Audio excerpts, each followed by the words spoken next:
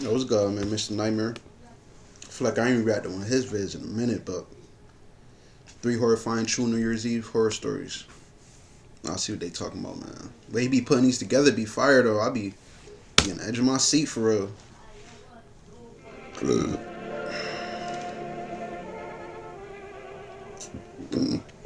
Tony? It was December 31st, New Year's Eve. My friend Alex hired me to watch his dog Bailey for the weekend while he was out of town for the new year. I'm 35, he's 27, so I don't have that same urge to go out and party for New Year's Eve like he does. So I was more okay with making some money and taking it easy for the night. New Year's Eve was on a Saturday. He left for the city early in the day when I got there. He'd be back Sunday night. He left me with very basic instructions: to just feed him and walk him twice a day and keep him off the furniture. Bailey, Hey, you let him pee on that couch, it's over. He gonna be on your head. very small husky mix. I'm not sure what else she is, but she's about a third the size of a regular husky, and she's very quiet and well behaved. Hence why Alex was okay with me watching her instead of a dog sitter. I brought a backpack which contained my laptop, charger, toiletries, and a change of clothes for Sunday. This the real picture of the house or nah? Alex and I don't go way back. We met through mutual friends and had started going out occasionally on the weekends ever since. I would be sleeping in the spare bedroom of his house on the futon. Throughout the day, I just did stuff on my laptop and played some of Alex's I video. ain't gonna. I would not trust nobody like I don't even know like that. I don't know. You just letting him watch his dog in his crib. Oh, bro, what? Probably got mad and pouring stuff in the room. Nah, I ain't trusting nobody like that. Games. Later in the night, I invited my girl over with Alex's permission. His response was, "You better not f in my bed," a way of jokingly saying yes, she can come over. She said she'd be getting out of work after 12, but then she'd come straight over. Alex's house is about half an hour from us, so my girl Trisha wouldn't be getting there until late. I had to kill the time alone with Bailey watching movies until then. We were in the living room, and Bailey was by my feet. And then that's another thing. He giving him his address. Now he giving other people his address. Like, nah, I wouldn't be. I don't understand how people be trusting people like that for real. Like, you don't even know them like that. It was probably 9 p.m. when the doorbell rang. I went to answer the door, Who that? and it was a girl at the door. She looked about 30. She had a hoodie on and was holding a jacket. She introduced herself as Alex's girlfriend and said she left something here that she needed to grab. I offered to grab it if she wanted, and she said no, it's okay. She knew where it was in his room. I said okay, that's fine, and let her inside. She went straight upstairs to Alex's room and slightly closed the door behind her without latching it. I right away texted Alex, "I didn't know you had a girlfriend." She would. Hold on. He said I didn't know you had a girl. What if he don't? Yeah, he just let some random person in the crib go up to his room. For quite some time, until she came back out, still holding her jacket. She came back down the stairs and thanked me and was going straight for the door. I tried to stop her for a quick conversation, saying, "How long have you guys been dating?" And she said, "Too long," then laughed, as if making a joke. I laughed too, and then she said, "Have a good night." I was a bit surprised by the interaction, but what I gathered from it was they had probably just recently broken up. Now I started to worry that maybe I shouldn't have let her in. Since Alex hadn't answered my text yet, I called him a few times before he picked up. But why would you even? I don't under, He was at How you go let her in and then when she leave, call to make sure like he got a girl. Like you could have did all that before you let her in. Could close the door like, hold on, let me call him real quick. He would have told you like, nah, I don't gotta. Feel me? How you go let her in and then call the check? Like, it don't make sense. his friends in a loud setting, so he could hardly hear me until he went outside to talk. I told him his girlfriend just came by to grab something. Hey, you better come and back he to was the crib. You completely better come back to the crib ASAP right now. bewildered at what I was saying. "Who are you talking about?" he said. I responded, "She said she was your girlfriend. I didn't get a name." He said in a yell, "You know I don't have a girlfriend. What did she look like?" I started to feel really stupid just about now. I described the girl, and he said he had no idea who this could have been. I then proceeded to explain to him that she went upstairs to his room for a few minutes, then came back down. This was when he started freaking out. Oh yeah, she don't ride him. She took son. Random person came in the crib. He don't even know who that is. Man, That's what I be talking about. To go up to his room now and check if she stole anything. Of course, I didn't know what was in his room beforehand, so he had me check for specific things, which all appeared to still be there. He tried hard to figure out who it could have been, and said he'd call me back after he made some calls and sent me some pictures of different girls. Understandably, this was putting a damper on his night. I could tell he'd already been drinking, so I felt awfully stupid for letting some random girl into the house. Stupid. He started sending me screenshots of different girls' Instagram accounts, none of them resembling the girl who came in. When I said no to all of them, he went silent for an hour. Then he texted me randomly, "I think I know who it was. Make sure she doesn't come back." I didn't ask any further questions. I responded, "Okay, my bad," and left it at that. Clearly Alex was going through some serious girl drama. Sound like so that. I thought. I watched the ball drop alone. Not that I really care about the new year or the ball drop at all. Later that night, Trisha finally made it over, and so we hung out in the living room together. I told her what happened, and she was shocked. But then a freakish coincidence happened. Well, somebody came ringing the doorbell again. You know, whoever it is about to come back. Bailey lifted her head and looked at the front door, and then there was a knocking at the door. Yep. Whoever it was didn't ring the bell. There was no shot I was opening it. I called Alex a bunch of times, but he didn't pick up. He was wasted and didn't even feel his phone vibrating. Hey, you two, like, I don't know, man. I don't care about that New Year's Eve party, bro. He just called you talking about somebody a random person came in your crib, went in your room, and then he, like, bro, how you not coming back to the crib or at least be checking your phone to make, like, you feel me? Dude, tripping for real. Too careless, like, couldn't be me. Trisha and I stayed quiet, and eventually whoever it was went away. I was honestly unnerved now. Surely it was in connection to whoever that girl was earlier. Had to be. Maybe it was even her again. Either way, I didn't want to get involved any further in what was going on. After this, we decided to migrate to the spare bedroom where we'd stay for the night on the futon. We had a movie on as we laid down, and I held her. We fell asleep in this position, and woke up at some unknown hour in the night, which I later found out was less than an hour after we fell asleep. I woke to Bailey's howling. She was in the room with us. Trisha woke up after me. Bailey was at the bedroom door with her tail wagging, howling. Somebody done broke in? Bailey, shush.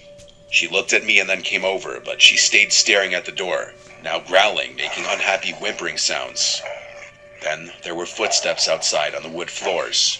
We heard what had to be at least 2 pairs of footsteps, tiptoeing to the door. And then the doorknob twisted. By force of habit, we had the door locked, thankfully, and a girl's voice said, "Alex?" I looked at Trisha and signaled for her to stay quiet. That girl was not alone. Another light tap at the door, and then the girl's voice said, "Who's in there? This is Alex's house."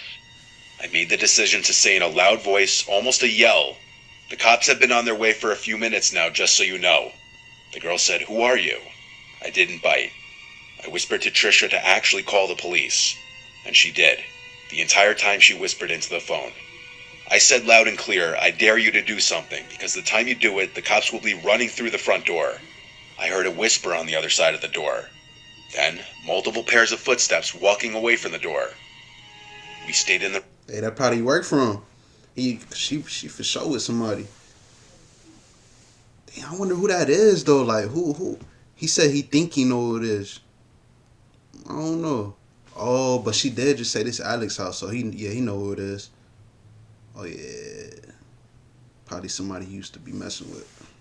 Had to be. I don't know what happened. He getting caught up in they little drama. He about to get robbed and all that. He just came to watch his dog for him, like. For the cops to get there. Since the front door was left wide open by those people, the cops came right in. The house was clear by this point. I gave my entire recount of the story, and then called Alex multiple times until he finally picked up, still sounding pretty drunk. Dude, drunk. One cop talked with him on the phone for a few minutes, while I sat with Trisha speaking with another cop. After all this was said and done, the accepted assumption was that there was a key in Alex's room taken by that girl from hours before. This was a pretty messy situation, since Alex couldn't just come all the way home this late. He practically begged me to stay the rest of the night. I had Trisha go home. I stayed because I felt responsible for letting that girl in the first place. I stayed. Nah, he responsible. Listen, Alex responsible for trusting you, trusting. You feel me? Locked in that room the rest of the night with Bailey. I literally wedged a chair against the front door, some half-assed attempt at keeping them out if they decided to return. By morning, though, it seemed that they didn't return. Alex came back earlier that day than originally planned. He go have to he change the locks immediately, ASAP. Air out any more private information to the internet than I already have, just in case anyone who knows him can figure out this story is about him. But he did tell me who he thought the girl was, and the story behind it proves that men have to be careful too with the women they choose to interact with. That girl and whoever was with her's intention of breaking in wasn't to steal anything evidently, which is the scariest part. He changed his locks ASAP. I can't even imagine staying in that house if I were him after this. Wasn't However, stealing it's been anything. a What they year, was trying to do, they on some else. and as far as I know, nothing has happened. Unless he's keeping more to the story he told me, a secret. The zodiac sign. After returning from a night to celebrate the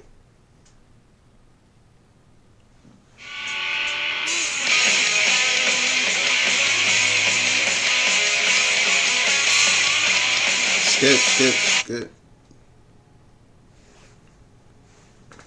After returning from a night to celebrate the arrival of the new year, my husband and I returned to our apartment complex to turn in for the night. We both had a couple of drinks, but neither of us were intoxicated. As much as we enjoy partying with friends, when it comes down to it, we are really just homebodies.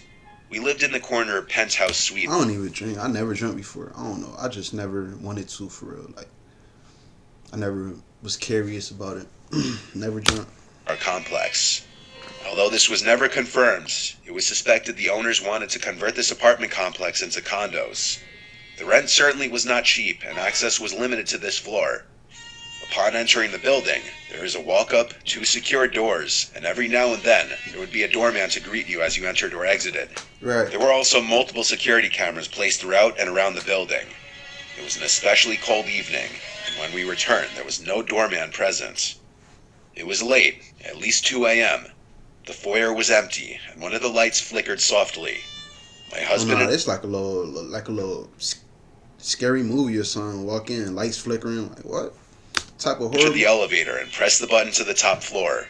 The elevator ride was smooth, and as we ascended, I could feel myself becoming more relaxed, excited to finally be home and able to rest. Hey, he about to say somebody done broken or something. Feet were killing me from wearing heels all night in the Watch. bitter cold. The bell chimed, signaling we had reached our floor. The door slid open, and we turned the corner to the left. Like I said, our suite was the corner suite at the end of the hall. However, something caught our eye. A woman, or what at least looked like a woman, was meandering through the hallway.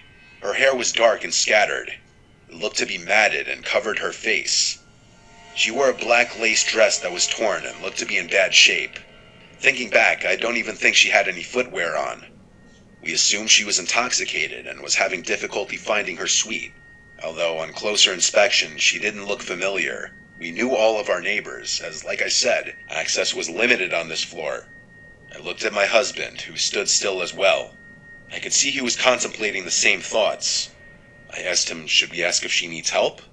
He looked at me and said, just wait, maybe she's just drunk and having a hard time finding her suite. Yeah, see what's up. The woman just continued to slowly slide herself along the walls of the hallway, stopping at each door and peering through the exterior peepholes.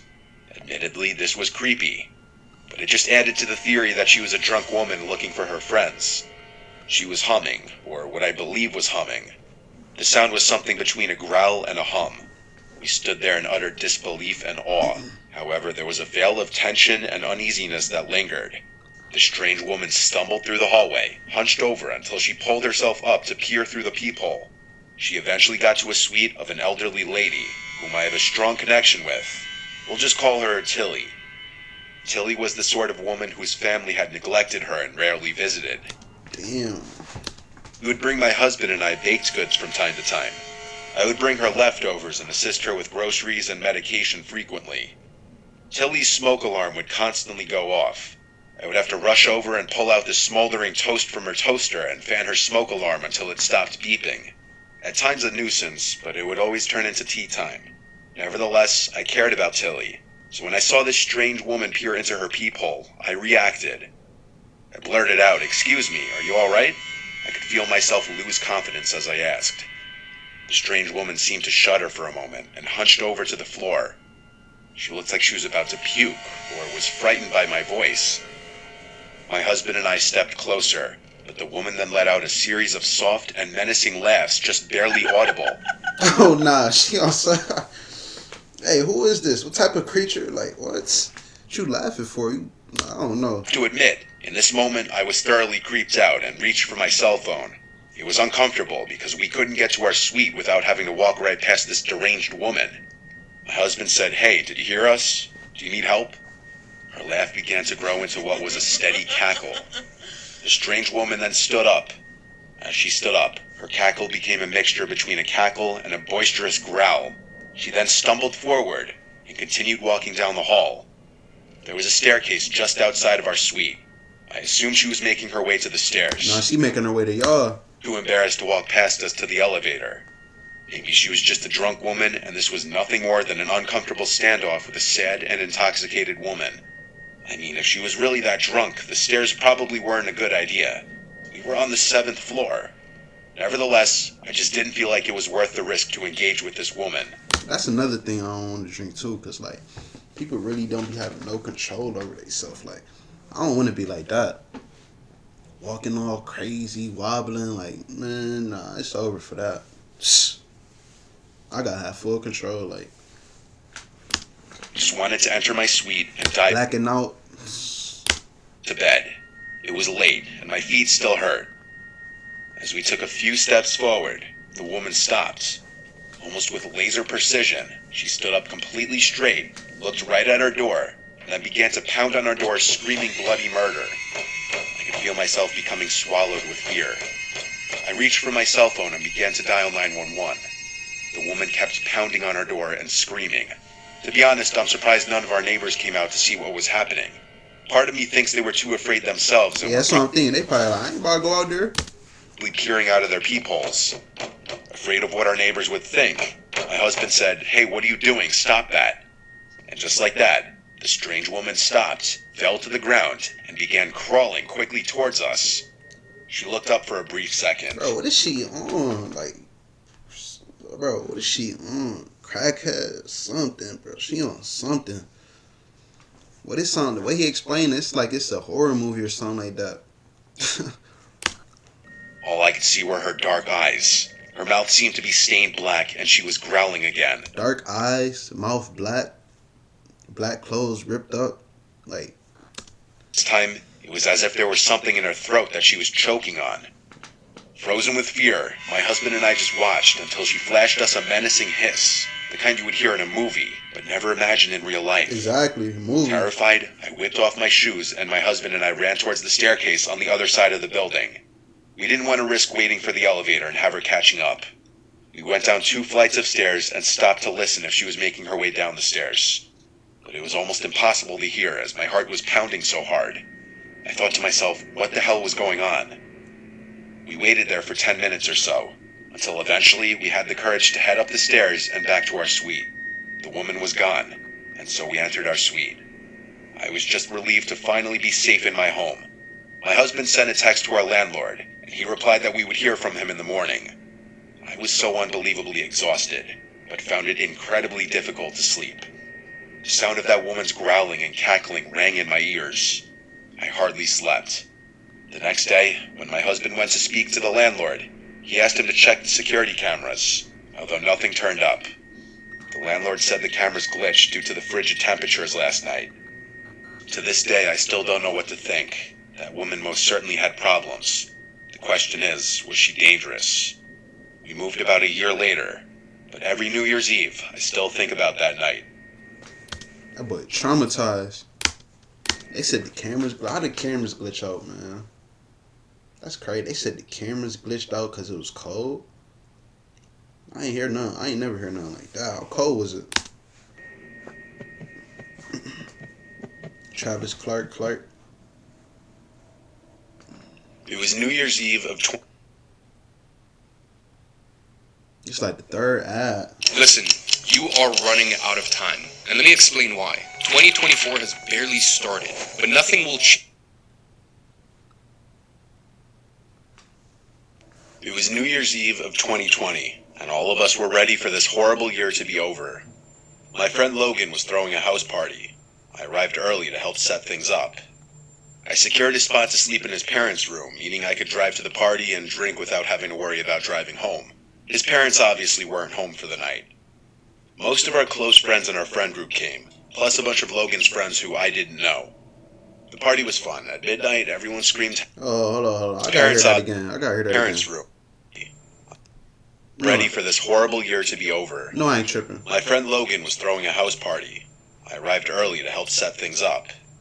I secured a spot to sleep in his parents' room, meaning I could drive to the party and drink without having to worry about driving home. His parents obviously weren't home for the night. Most of our close friends in our friend group came, plus a bunch of Logan's friends who I didn't know.